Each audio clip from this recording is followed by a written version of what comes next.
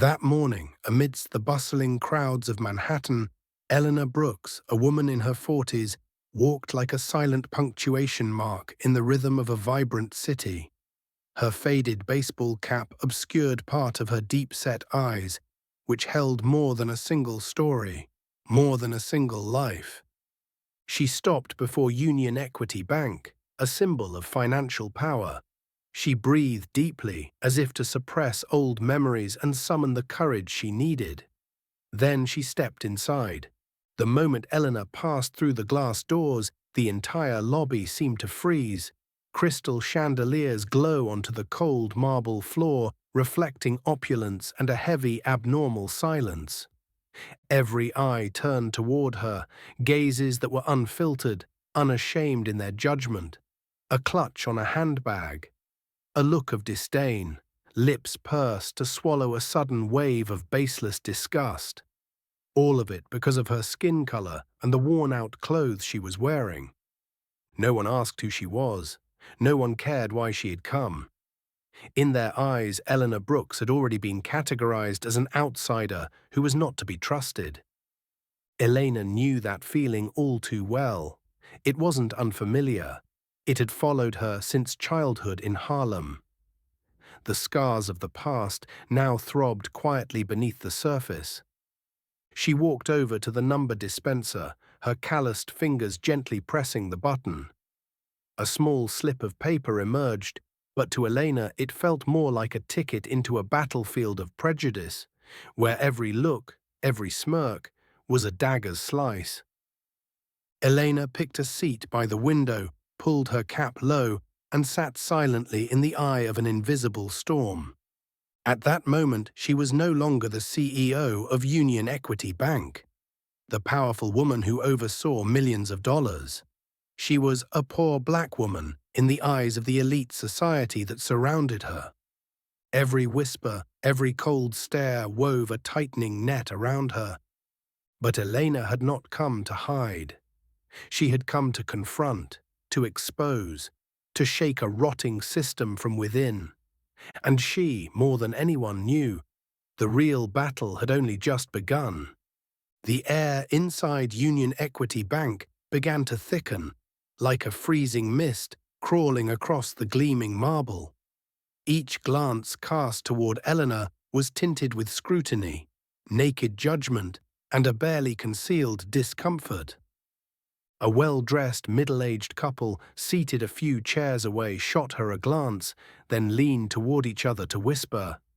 The woman curled her lip and hissed, her voice carrying in the awkward silence. Must have walked into the wrong place. A small child, clutching the hem of his mother's coat, looked at Elena with a still, innocent and untainted gaze, only to be yanked back with a quiet warning. "Don't go near." Elena could feel each heavy beat of her heart, but she did not lower her gaze. Her eyes remained calm, and her posture was upright. She would not allow herself to appear weak. From the service counter, Jessica Monroe, a blonde woman with a neat ponytail, had fully noticed Elena. Jessica raised an eyebrow and smirked slightly as she whispered to a co-worker. Disdain oozed from her glance, from the smallest of gestures. To them, Eleanor's presence was an unwelcome blemish in an otherwise gleaming space. A man in a dark suit, a Rolex flashing on his wrist, walked in. His eyes slid past Elena as though she were invisible. As he passed her, he tossed a comment over his shoulder without bothering to lower his voice. One of those, probably here to beg for something again. His derisive chuckle echoed off the stone floor, sharp as a blade cutting through Eleanor's heart. At counter number 3, near Eleanor, an elderly black man was trying to explain something to a young female teller. His voice trembled, a faded piece of paper shaking in his hands. But the young teller with bleached blonde hair and a frosty expression didn't look up. She cut him off repeatedly. "I already told you, sir. Read the instructions on the wall. I don't have time to walk you through every little thing." The older man flushed red, his voice fading into a stammer of confusion. Elena clenched the slip of paper in her hand, her heart heavy. The scene was a painful mirror of old memories of standing in line with her mother as a child, enduring silent scorn. Across the room, another woman of color, dressed in a faded janitor's uniform, stood awkwardly at the number dispenser. She tapped randomly, her face flustered. None of the nearby staff bothered to look up. The indifference was so cold, it bordered on cruel.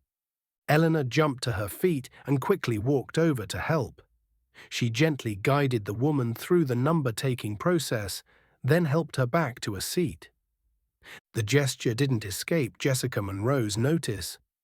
From the counter, Jessica hissed loudly enough for her co-workers and nearby customers to hear. Birds of a feather flock together.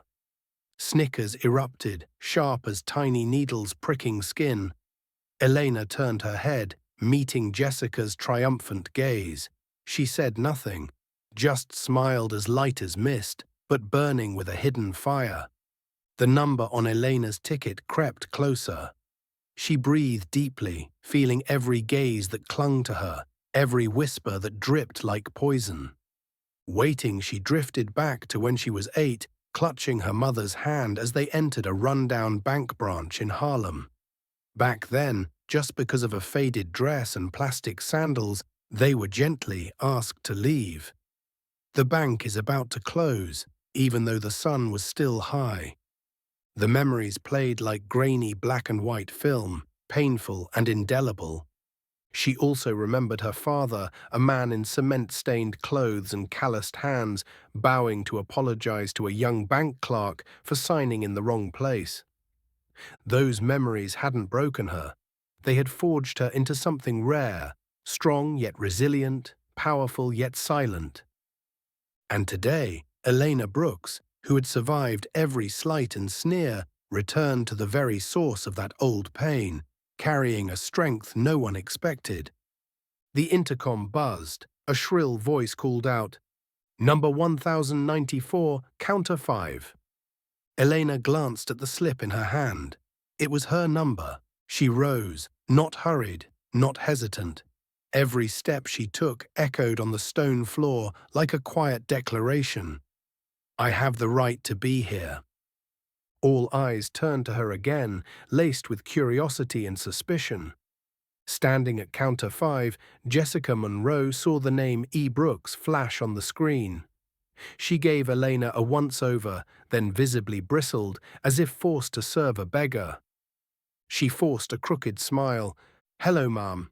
How can I assist you today?"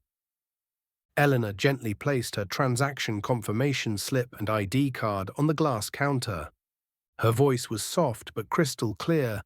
"I'd like to withdraw $72,000 from my account." The air froze. Jessica held her breath briefly, eyes wide with shock, then quickly narrowed in suspicion. The corners of her mouth twisted into a mocking smirk. The racial bias, simmering since Elena walked in, now flared openly. Jessica made no effort to hide her offense. "You want to withdraw how much?" $72,000, Elena repeated, eyes steady, her tone unwavering. Jessica picked up the paper, double-checking the details, her eyes flicking back to Elena as if assessing whether she was a scammer. A few button presses, a hurried internal call. In just a few minutes, this short performance would reach its peak. Elena stood in the center of dozens of cold stares with an astonishing calm, because she knew what they were about to witness would change everything. And this time, it would be those judging eyes that would be forced to look down. The sharp click of high heels echoed across the marble floor like a drum roll before a storm. Daniel Whitman, branch manager of Union Equity Bank, appeared. Tailored grey suit, deep red silk tie, every move reeked of arrogant confidence. Jessica rushed over to him, whispering urgently, her eyes darting toward Elena.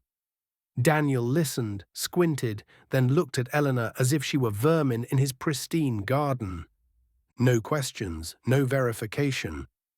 Daniel gave a curt nod. Call the police. The command rang out, cold as a death sentence. Jessica turned away and picked up the internal phone. On the other hand, pressed the silent alarm.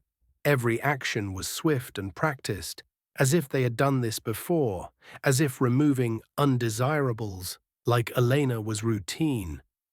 Elena stood still, hand resting lightly on the counter, her gaze unchanged. She had anticipated this.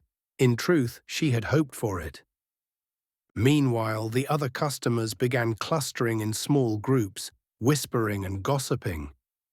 Pitying looks, derisive smirks, and venomous whispers thickened the air. 72 grand. A broke black woman. Get real. Obvious scam. Why do they think dressing like beggars means they can withdraw like millionaires?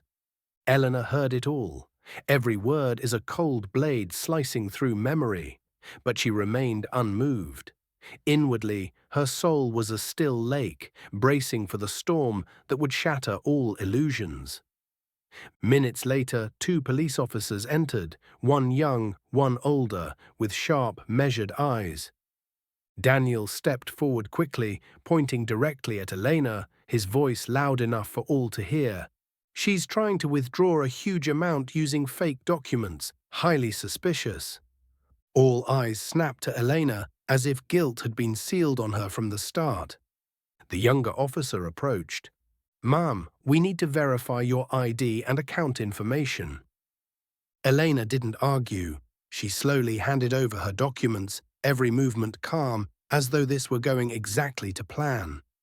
The officers scrutinized them, and the older officer scanned them with an internal device. The room fell into a deep hush, broken only by keystrokes and the pounding hearts of those waiting for a public takedown. Then the older officer frowned, glanced at his partner, and turned to Daniel. "Mr. Daniel, are you certain about this accusation?" Daniel hesitated, then steadied himself. "Absolutely. She doesn't fit the profile to own that kind of money.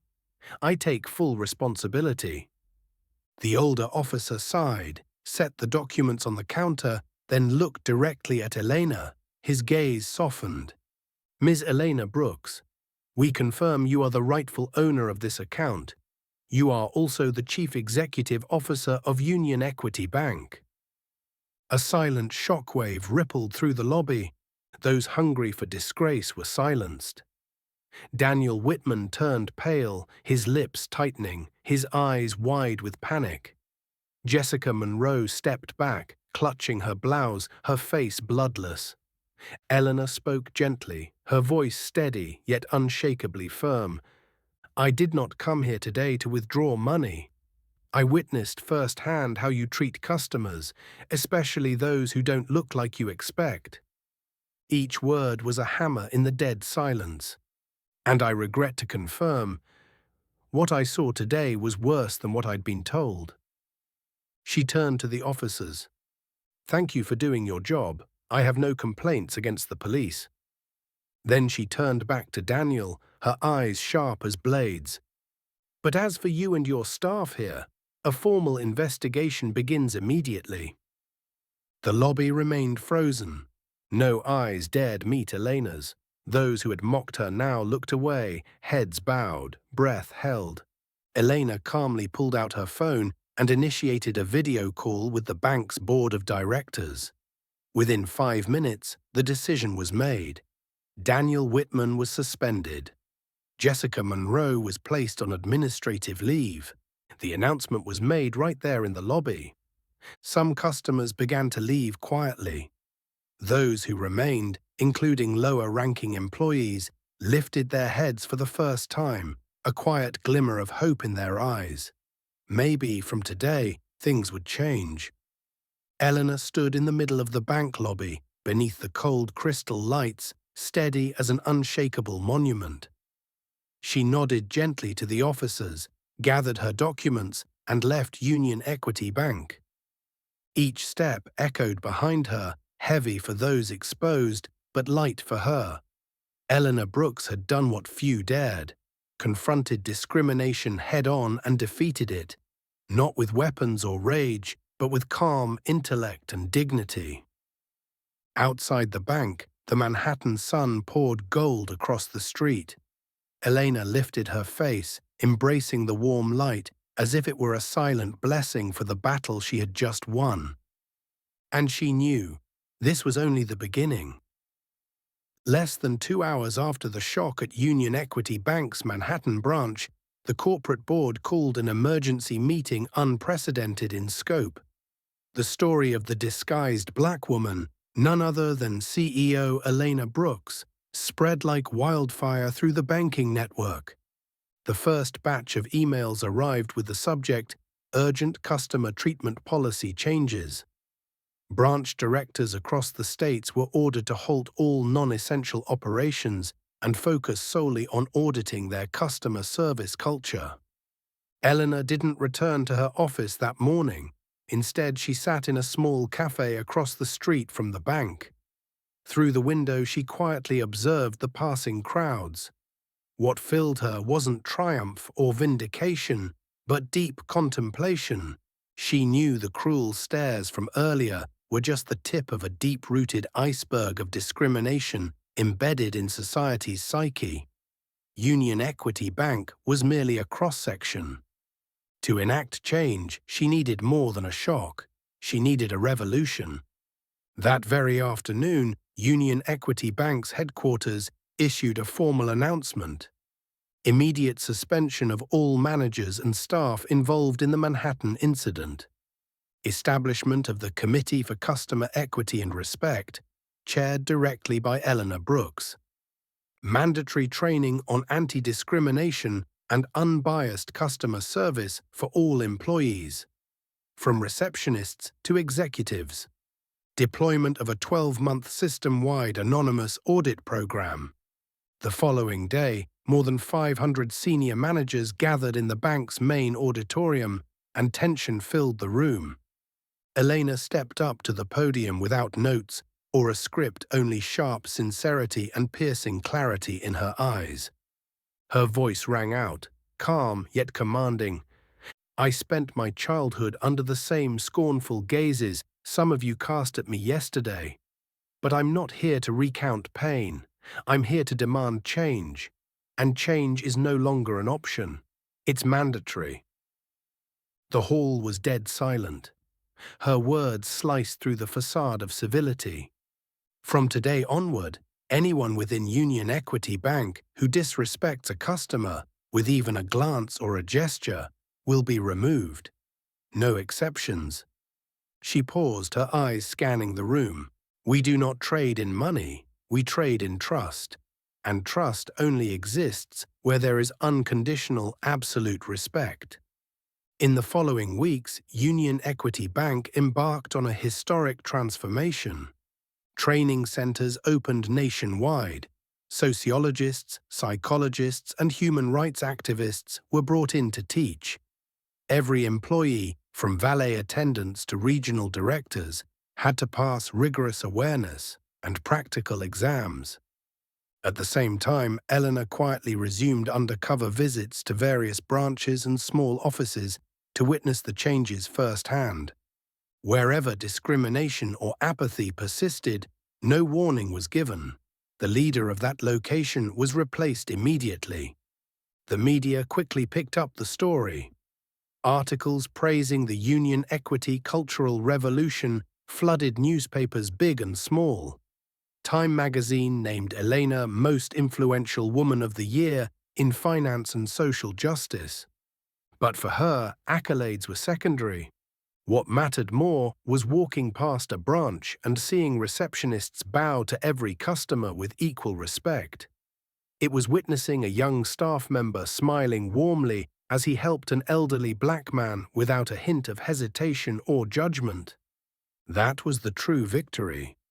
One late autumn day, Elena returned to the Manhattan branch. No announcement, no entourage. She wore her familiar faded baseball cap, an old coat, and a weathered backpack. But this time, when she pushed open the glass door, the first thing she received wasn't a suspicious glare, but a warm smile from a young receptionist. "Good morning, ma'am.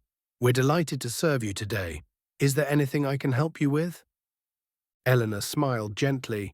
She knew the long battle was beginning, but today at least she had won a fight.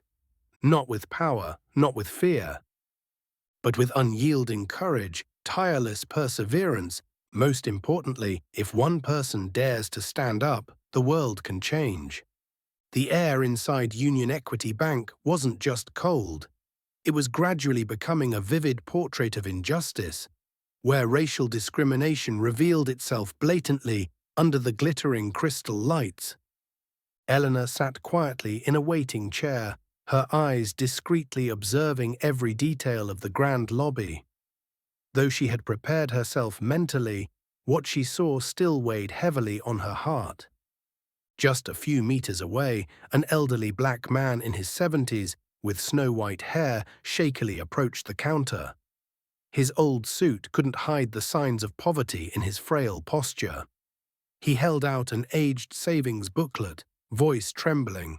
"I'd like to check my account balance. Could you help me, please?" The young female staffer didn't bother to look up from her computer. Her response was curt, tinged with annoyance. "Instructions are printed right on the board. Read it." The older man stood bewildered, hands fumbling for his worn-out glasses, too scratched to see clearly. He stammered, I can't read it." The staffer's irritation was plain. She crossed her arms, sighed in frustration, and snapped, "We don't do one-on-one help. Please read the instructions carefully before asking." A few customers turned to look, some with annoyed glances, others indifferent. No one moved to help him. Eleanor clenched her number slip, fingernails digging into her cold palm. The scene, the cruel indifference to a simple man just because he was black and appeared poor, replayed before her in raw, brutal clarity. Before she could recover, Elena witnessed something even more painful. A black woman in a faded janitor's uniform, exhausted in appearance, stood bewildered in front of the number dispensing machine. Her coarse hands trembled as she touched the touch screen, and she did not know how to operate it. She turned to the reception desk, voice soft, almost fearful. "Excuse me. I don't know how to use this machine. Could you help me?" Jessica Monroe, the arrogant blonde clerk, snapped her head around, eyes like ice. "Instructions are right there. Anyone can do it. I'm not free." The words struck like a slap amid the crowd. The janitor bowed her head, whispered an apology, then shuffled away like a shadow, leaving behind a trail of heartless chuckles. Elena pressed her lips tightly. Rage surged inside her, burning every cell of her body. But she remained seated. She needed to see it all, witness the whole, aching picture of racial discrimination before taking action. Across the lobby, a white man in an elegant suit entered. He fumbled briefly with the number machine, but before he could touch the screen, two staff members rushed over, smiling warmly. "Good morning, sir. Let us help you." Eleanor witnessed the scene and felt as if she'd been punched in the chest. Same customers, same humanity. However, only a difference in skin color and appearance created a chasm in treatment. At that moment, an elderly white woman with hair as white as frost entered the grand hall. She fumbled with her handbag, clearly confused. Immediately, a young staff member rushed over to assist her, smiling kindly. "Ma'am, do you need any help?" Eleanor couldn't suppress a sigh, not because of the old lady, everyone deserved help, but because the contrast was too stark in how people of color and white individuals were treated. She could feel it vividly, the invisible hierarchy at play. White, well-dressed, fashion, respected, warmly assisted. White, poor, treated gently but indifferently.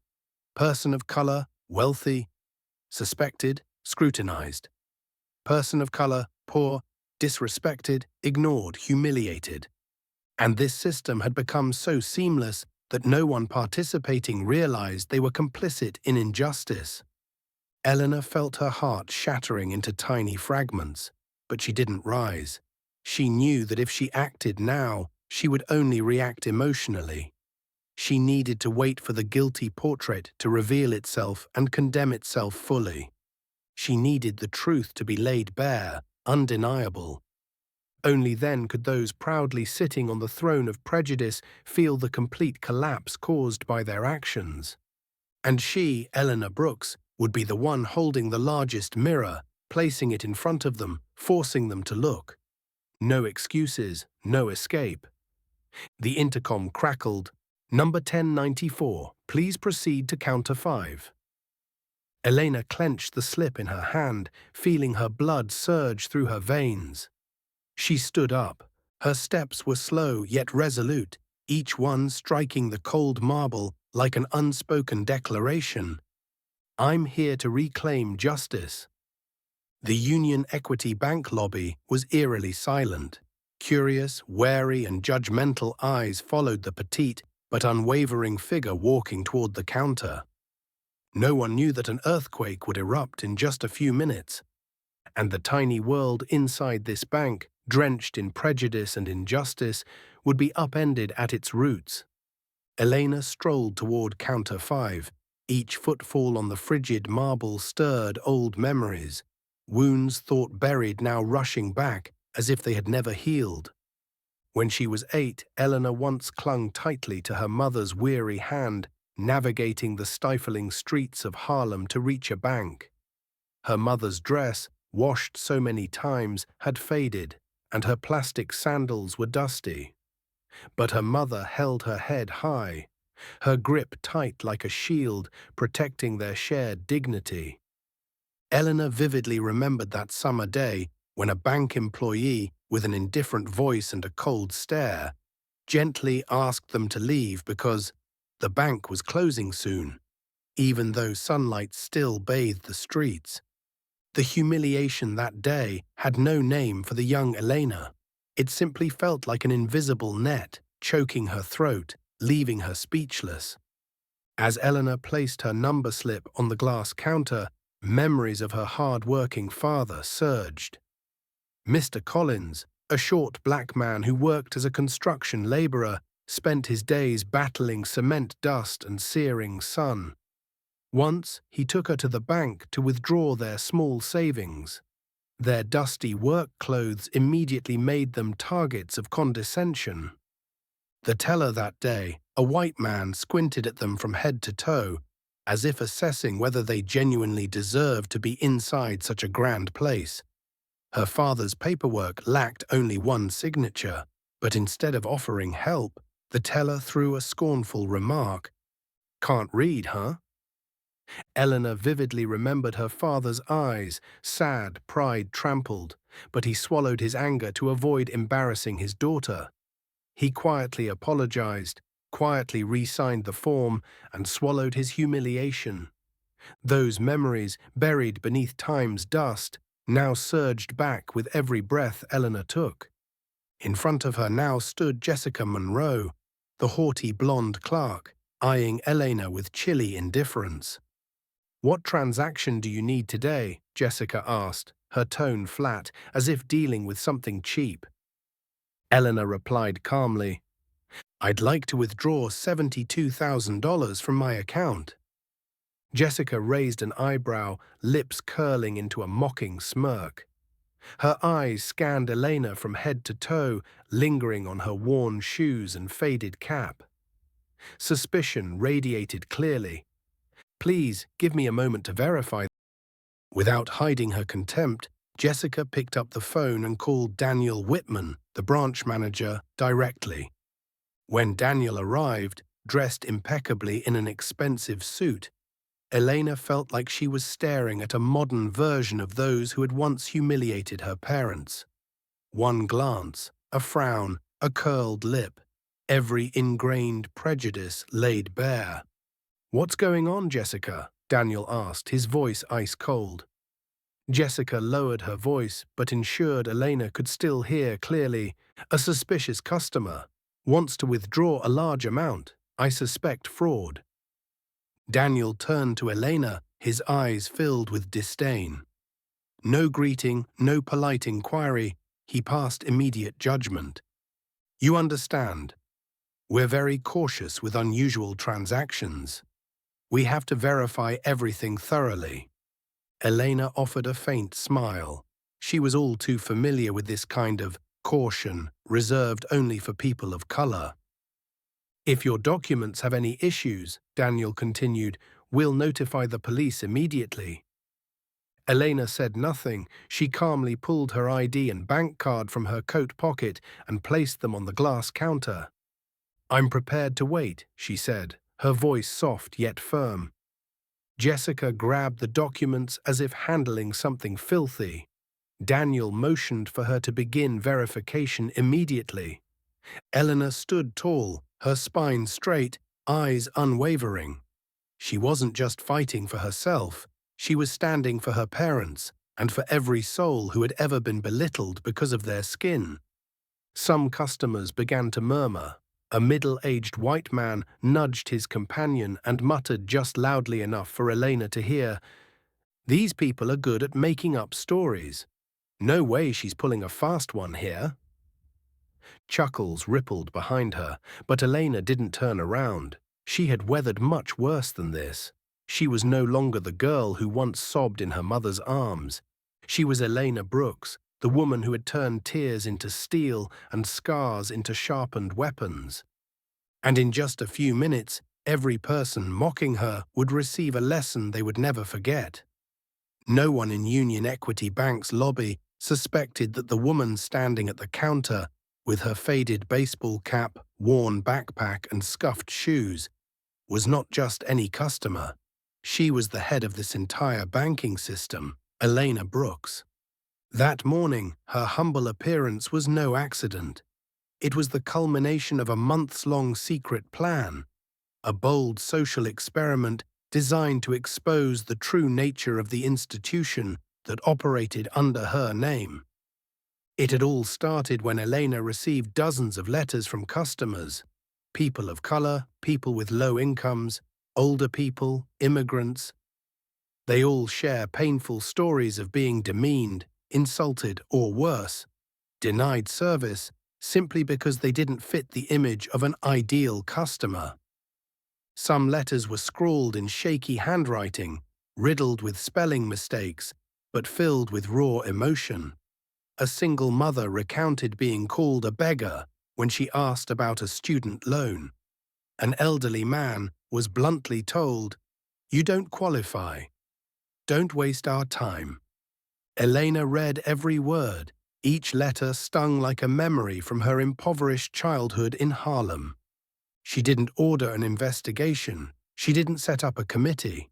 Instead, she chose to step into the experiment herself, to tear off the mask using nothing more than her simplicity. Her first target, the Manhattan branch, the very one she had once selected as a model for development.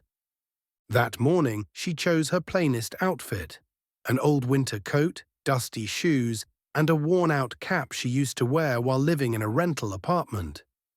She didn't wear makeup, jewelry, or an ID badge. She transformed into an ordinary middle-aged black woman, nothing remarkable, almost misplaced in the gleaming bank lobby. The experiment delivered results that were more brutally honest than any internal report.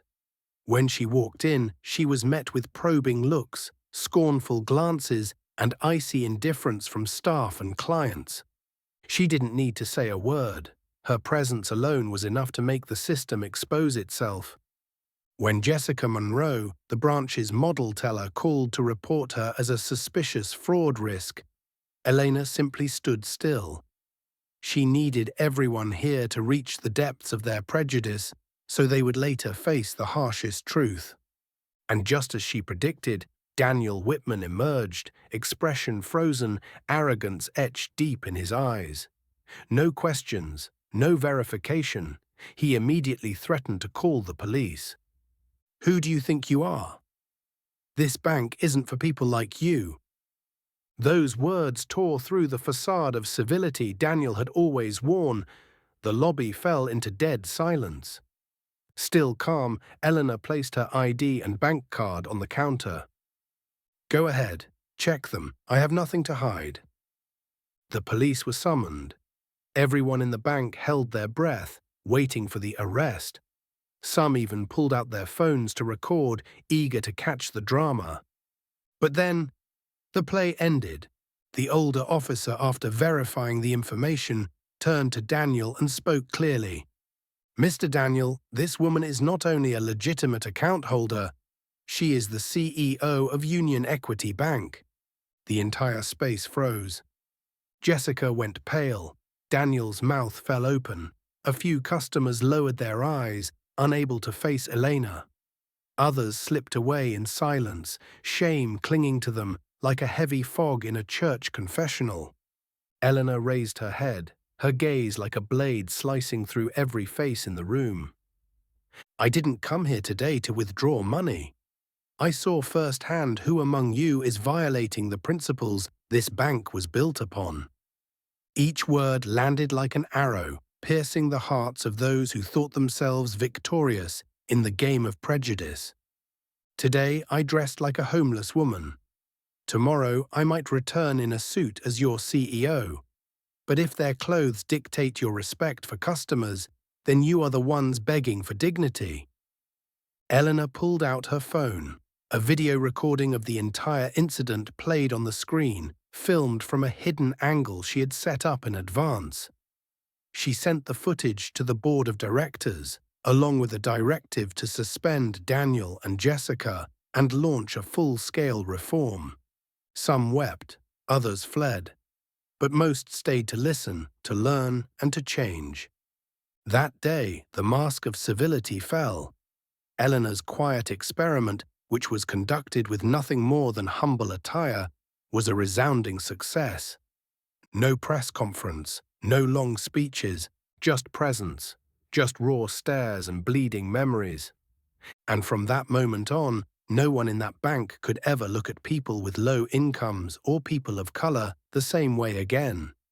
The air in the Union Equity Bank lobby was thick, ready to shatter. Daniel Whitman, the branch manager, pointed a finger directly at Elena, his voice a harsh growl. "You're a fraud. These documents are forged."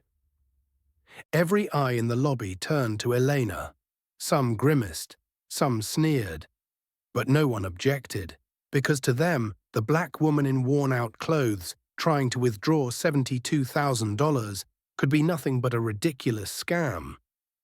Elena looked Daniel straight in the eyes, her voice calm and icy. "You should choose your words carefully. Everything is being recorded."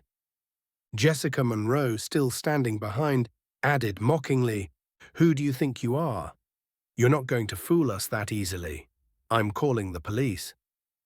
Without hesitation, Jessica picked up the internal phone and pressed the emergency line to the city police. Her voice rang out clearly, "Union Equity Bank, Manhattan branch. We need assistance. A suspicious woman is attempting to withdraw money using forged documents." The entire lobby sank into a chilling silence. Elena remained still, her eyes sweeping the room. She did not lower her gaze. Not a hint of fear. But inside, the past came flooding back like a wave of icy water. The day her mother was refused service at a store for not fitting their brand image. The day her father had to step back while others were prioritized because of their skin color. Every word, now coming from Daniel and Jessica, echoed those voices that once crushed the dignity of an entire generation. 10 minutes later, 2 police officers entered the bank. One was tall and middle-aged, the other younger and stern. Daniel and Jessica led them straight to counter 5, where Elena stood. "Ma'am," the older officer said, "we received a report that you're using falsified documents to conduct an illegal transaction. We need to see your ID and bank card." Elena said nothing. She retrieved her ID and card again and placed them on the counter. Everyone held their breath. Phones were raised again, ready to capture what they thought would be the climax. Daniel stepped closer, lowering his voice just enough to be still heard. I said it from the start. Just look at her. You can tell she doesn't belong. This is a cheap scam. The younger officer narrowed his eyes at Daniel, clearly displeased with his interference. The older officer examined the documents closely, then tapped into the bank's internal system. 1 minute. 2. 3 passed. The tension in the air was suffocating. Suddenly, the older officer looked up, his gaze sharp as a blade. "Mr. Daniel Whitman, I suggest you remain silent. This woman is not only a legitimate account holder, she is the CEO of this bank." The lobby erupted in hushed gasps. Some people audibly exclaimed.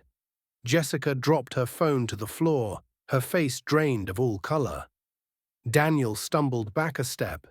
Elena finally spoke. "Now do you see? Many of my customers endure this daily, not just at this branch, but throughout the entire system. I wore old clothes, no badge, no emblem, and you instantly labeled me a fraud. Because I'm black." Her words hit like a hammer. No one could meet her gaze. Some customers quietly left, and some staff stared at the ground. Daniel, for his part, still seemed unable to grasp the reality. I didn't know. I was doing my duty." Eleanor cut him off coldly. "Your duty does not include humiliation and discrimination. And today you've shown me clearly, you are unfit for your position." She pulled out her phone and video called the board. Within minutes, the decision to suspend Daniel and Jessica was issued live on screen in front of everyone. That day's events were more than a lesson for the Manhattan branch. They sent shockwaves through the union equity system, jolting those who thought themselves moral paragons, only to discover they had trampled on the very principles of human decency. And Eleanor knew this was just the beginning. As the police officer's confirmation rang out, the Union Equity Bank lobby exploded in a silent quake. Some froze, others were stunned, and a few desperately looked away, as if not seeing might shield them from the shame just laid bare. Daniel Whitman, once smug in judgment, now stood like a statue, pale with cold sweat dripping down his brow. Once proudly defiant, Jessica Monroe now trembled, lips pressed so tightly they turned white. Everything they had believed in power, status, and their so-called rightness, wrapped in prejudice, collapsed in mere moments. Elena Brooks, the black woman they deemed unworthy, now stood tall like a mountain. There was no shouting, no arguing. Just by her unwavering presence, she had shattered the mask cloaking this entire system. Her voice rang out deep, calm, and sharp as steel. "What happened today won't end here. I've seen enough. From how you judge customers by their clothes, by their skin, to how you wield power to humiliate the vulnerable. It all ends now." She turned to the staff members who had been complicit through silence. "If you ever believed justice was only for the rich, white, and well-dressed, then today remember this lesson. True justice doesn't wear luxury. It walks with truth." The weight in the air grew heavier. Junior staff, once silent accomplices, now felt the price of their apathy. Some wept quietly. Others clenched their fists in self-reproach for letting prejudice override conscience. Customers, white and black alike, watched in silence. An elderly white woman slowly approached Eleanor, tears brimming in her eyes. She took Eleanor's hand in her wrinkled but warm grip. "Thank you. Thank you for doing what we didn't even dare dream." Eleanor gave a faint nod, her throat tight with emotion, but her eyes ablaze with conviction. In that moment, the tables turned completely. Daniel Whitman was suspended on the spot, pending an internal investigation, and Jessica Monroe faced severe disciplinary action. Union Equity's board sent an urgent notice to the entire network. The most sweeping reform campaign in the bank's history was underway. When Elena left the branch, she convened an emergency meeting with senior leadership. She didn't scold, she didn't blame. She replayed the entire video, every scornful look, every derogatory word, every rushed judgment, for them to see themselves in the mirror. Every pair of scornful eyes, disparaging word, and rash judgment was all played back on screen for everyone to see. Elena said, her voice calm yet chilling, "Discrimination doesn't begin with grand gestures. It starts with a sneer, a fleeting glance, a careless comment that you think is harmless. If we don't confront the truth today, we'll become victims of the cruelty we once nurtured." Elena didn't just turn the tide for herself, she overturned a decaying ideology embedded deep within the institution's framework. From that day forward, Union Equity Bank embarked on a resurrection paved with sweat and tears, but brimming with hope. Immediately following the scandal at the Manhattan branch, Elena Brooks allowed no delay. She understood that real change required decisive and uncompromising action. That afternoon, an emergency meeting was held at the Union Equity Bank headquarters. Elena sat at the center, facing the board of directors and senior leadership. Behind her, a large screen displayed surveillance footage capturing the discriminatory behavior at the Manhattan branch. No one dared to breathe. The screen's light flickered across tense, sweat-drenched faces. Eleanor stood. Her voice rang out, clear and resolute. "From this day forward, Union Equity Bank will have no room for those who tolerate prejudice. We will punish it accordingly and reform from the ground up." She announced a series of unprecedented decisions. Daniel Whitman was officially terminated for serious discriminatory conduct and for violating customer dignity.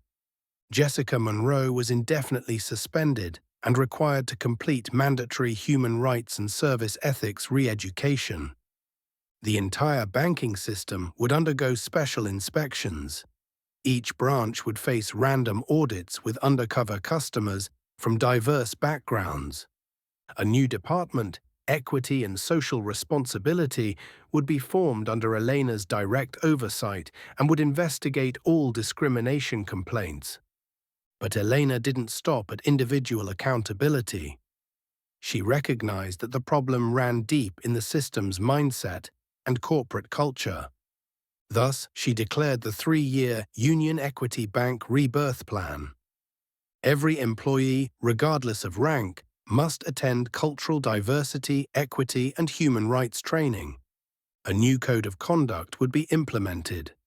Treat customers as you would want to be treated. An anonymous reporting system would be established. Disrespectful behavior could be reported without fear of retaliation. Regular internal awareness campaigns would reinforce the bank's core values: fairness, respect, integrity. That day, hundreds of Union Equity Bank executives left in heavy silence. But beneath that silence, a new energy began to stir. They understood the old era had ended.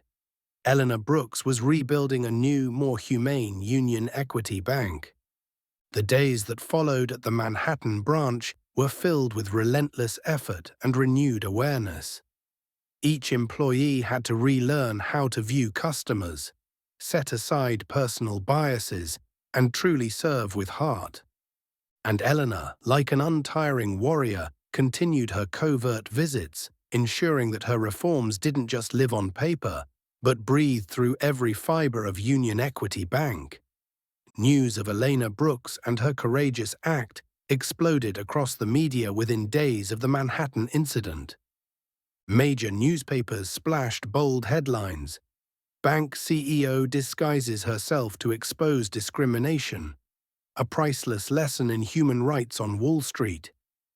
National TV channels replayed the footage repeatedly, from the scornful glares to the moment truth shattered all pretense.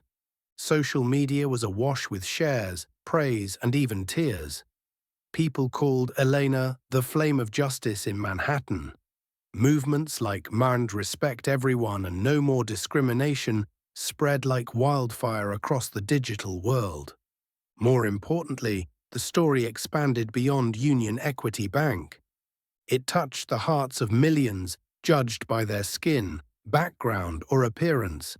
It ignited honest conversations about bias, fairness, and compassion in companies, schools, hospitals, and homes. Large corporations began reviewing internal policies. Human rights organizations used Elena's story as a case study in training programs. Some rival banks publicly announced their intention to adopt Union Equity Bank's reform model. Elena's story sparked dialogue in cafes and on street corners. People began questioning their perceptions of others. They noticed those sideways glances, thoughtless remarks, and rushed judgments. A quiet revolution in human rights and respect was beginning, one step, one heart at a time. And Elena, in the eye of the media storm, quietly continued her work. She declined interviews and eschewed praise. To her, the true victory wasn't in accolades, but in meaningful change. She focused on strengthening the equity and social responsibility division, supporting staff training, and continuing unannounced inspections at the most remote branches. At one internal meeting, Elena said, "If one day I can walk into any branch, in any outfit, and still be treated with genuine respect, we will have truly succeeded." Elena Brooks's story is not just that of a black woman rising against injustice. It's a testament to the power of kindness, the courage to confront a broken system, and the belief that one right action can make the world better, bit by bit. And now, the seed Elena planted has taken root, growing strong and reaching beyond all boundaries of race, class, or status. A true wave of social transformation has begun. That winter, snow blanketed the streets of Manhattan. But in Elena Brooks's heart, a fire burned brighter than ever. The reforms at Union Equity Bank had begun to bear fruit. Internal reports showed a sharp rise in customer satisfaction, and complaints about employee behavior had dropped significantly. Even the most remote branches, once neglected and forgotten, had started to transform. But Elena knew this was not the destination. One morning, standing on the top floor of the bank headquarters, looking down at the bustling crowd below, Elena asked herself, "If a bank can change, why can't an entire society?" That thought took root in her mind, growing stronger with each passing day. Elena began working with educational institutions, introducing training programs focused on diversity and equity into schools. She lobbied major corporations to sign pledges of no discrimination across all hiring and customer service practices. She spoke at international conferences, sharing her story and inspiring thousands of leaders, teachers, students, and young people searching for a better world. Each of Elena's speeches was never a hollow call to action. They were true stories about humiliation, relentless perseverance, and an unbelief in a person's value beyond their skin color or background. Gradually, across the United States, mini-union equities began to appear. Companies, schools, and hospitals pledging to become places where everyone would be treated fairly and respected. Elena never wished to be remembered as a hero. What she hoped for was far simpler: that one day no child would cry from being belittled for the color of their skin. No worker would be mocked for the clothes they wore. That kindness would become the norm, not the exception. Finally, at an awards ceremony honoring her outstanding contributions to social equity, when asked the secret to her success, Elena smiled and said, "I didn't do anything extraordinary. I just chose not to close my eyes to injustice. And I believe that if each of us chooses to open our eyes and hearts, we can change the world together." Camera flashes lit up the room. Applause thundered and didn't stop. But Elena knew this journey had no final chapter, and she was ready to keep walking it, day by day, step by determined step, like a small light that would never go out in a world still full of darkness.